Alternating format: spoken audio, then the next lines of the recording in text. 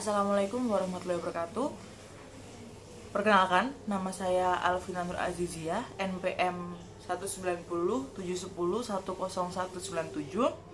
Saya dari kelas Etika Profesi C, dan di sini saya akan menjelaskan mengenai makalah yang sudah saya bikin tempo lalu mengenai pelanggaran kode etik profesi advokat. Baik, seperti yang kita semua tahu, di dalam Undang-Undang Dasar Negara Republik Indonesia tahun 1945 dengan jelas menyatakan bahwa negara Indonesia adalah negara hukum.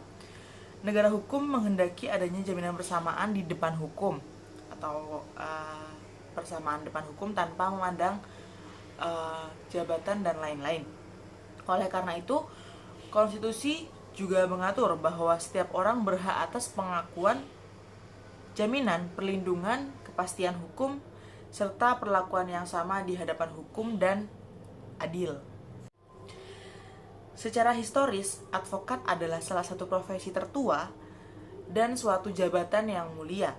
Atribusi itu karena aspek kepercayaan yang dia tuju untuk membela dan memperjuangkan haknya di forum yang dia berikan. Seperti yang kita semua tahu bahwa setiap profesi yang memberikan jasa seperti advokat, dokter, guru, dan lain-lain itu pasti mempunyai kode etik masing-masing. Nah, di sini kode etik advokat di Indonesia menyatakan bahwa kode etik adalah hukum tertinggi dalam praktik hukum dan tidak hanya menjamin dan melindungi semua advokat, tetapi juga mewajibkan mereka untuk jujur dan bertanggung jawab dalam menjalankan profesinya. Jadi, kode etik di sini adalah sebagai pegangan atau aturan yang tidak boleh dilanggar oleh profesi advokat terkhususnya. Dan juga di dalam kode etik ini tentunya ada sebuah larangan, aturan yang harus dipatuhi oleh profesi advokat. Nah, di dalam Undang-Undang Nomor 18 Tahun 2003 tentang advokat, perkumpulan advokat berkewajiban mengembangkan kode etik advokat untuk menjaga harkat dan martabat profesi hukum sebagai profesi terhormat. Semua advokat wajib mentaati dan menjalankan apa yang ada di dalam kode etik. Jadi dalam hal ini tentunya advokat harus bisa mengembangkan situasi-situasi yang ada. Jadi misalkan apa yang belum diatur dalam kode etik tetapi hal itu sudah terjadi, nah itu para advokat atau perkumpulan advokat ini berkewajiban untuk mengembangkan kode etik advokat atau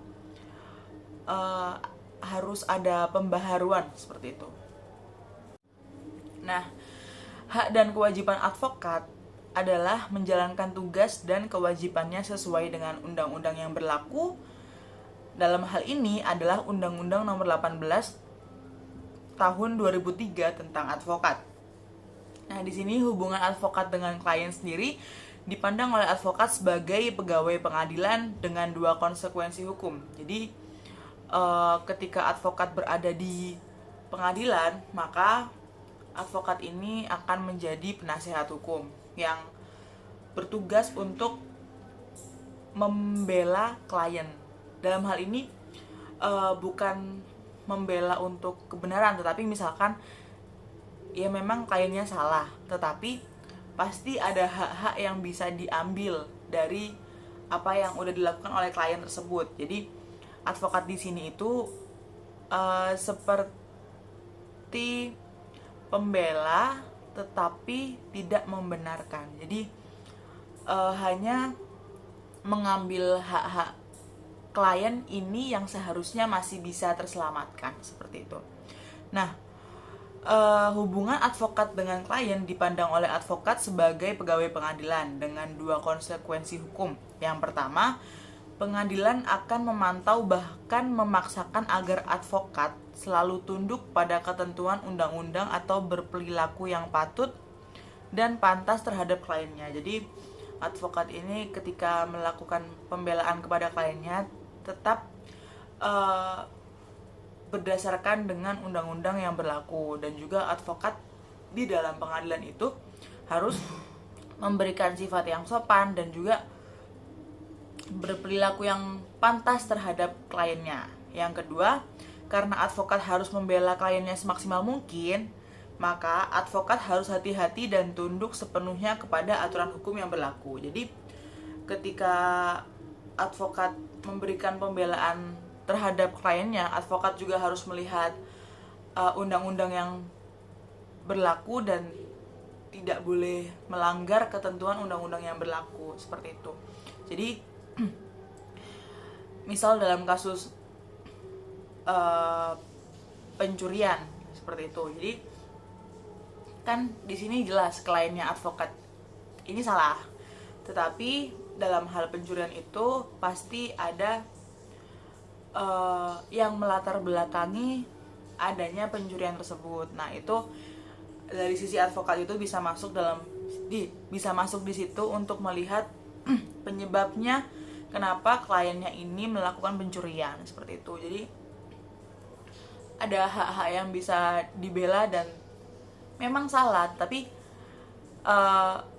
dengan hal-hal yang meringankan tadi, dengan penyebabnya yang ditelusuri oleh advokat tadi, maka biasanya dapat meringankan hukuman dari kliennya tersebut. Dan dalam makalah saya ini, saya mengangkat contoh kasus, yaitu kasus dugaan suap yang dilakukan oleh advokat kondang OSI Kaligis terhadap Hakim Pengadilan Tata Usaha Negara Medan. Sedianya dalam hal ini advokat telah mencoreng profesi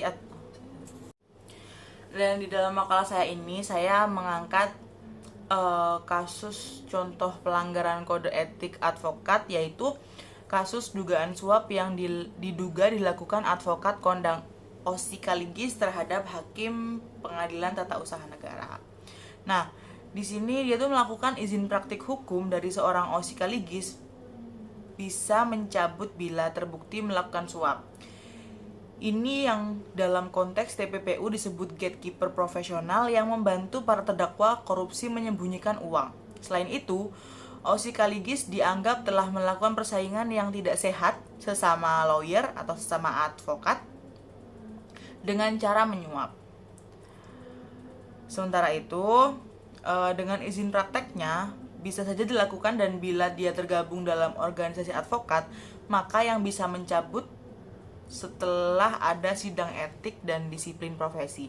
Jadi dalam kasus ini OSI Kaligis ini diduga melakukan penyuapan terhadap hakim untuk biasanya untuk memenangkan kasus yang dia tangani. Nah, dalam hal ini tentunya dalam kode etik dijelaskan bahwa advokat tidak boleh menerima atau melakukan penyuapan terhadap hal apapun itu.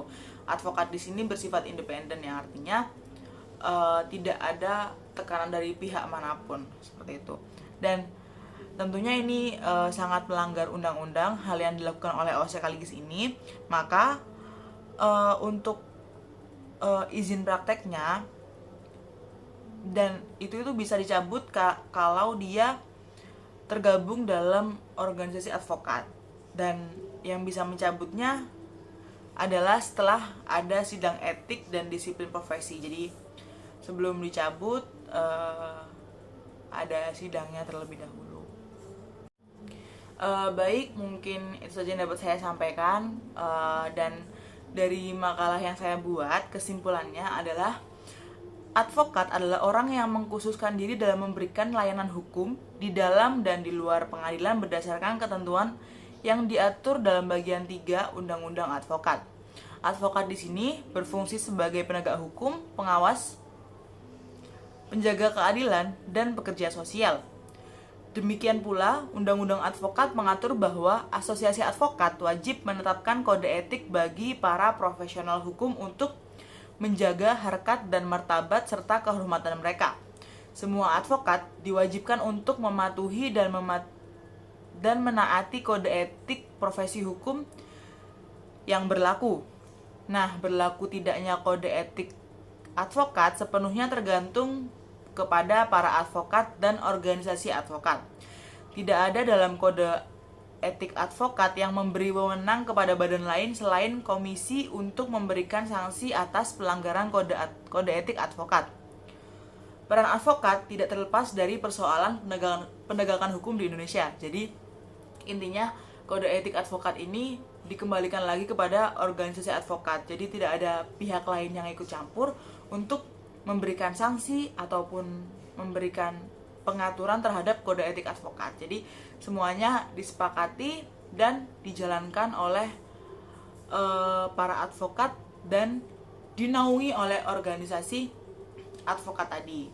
Mungkin demikian yang dapat saya sampaikan dari makalah saya. Apabila ada kurang lebihnya saya mohon maaf. Terima kasih. Wassalamualaikum warahmatullahi wabarakatuh.